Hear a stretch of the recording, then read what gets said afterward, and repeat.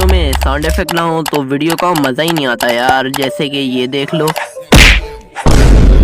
मज़ा आया ना। अगर वीडियो में साउंड इफेक्ट हो तो उसको बिल्कुल चार चांद लग जाते हैं यार। तो हम वीडियो में सारे साउंड इफेक्ट हम कहाँ से डाउनलोड कर सकते हैं, वो भी सारे के सारे। तो एक अच्छी वेबसाइट का मैं तुम्हें नाम बताऊंगा, पर उससे पहले अगर तुमने हमारे चैनल को सब्सक्राइब नहीं किया है तो क्या कर रहे हो यार, जल्दी से चैनल को सब्सक्राइब कर दो ताकि मैं तुम्हारे लिए अच्छा से अच्छा कंटेंट ला सकूँ। तो उस वेबसाइट का नाम है mystand.com, वहाँ से जाके डाउनलोड कर लो। जब तक के लिए अल्लाह हाफिज़, थैंक यू।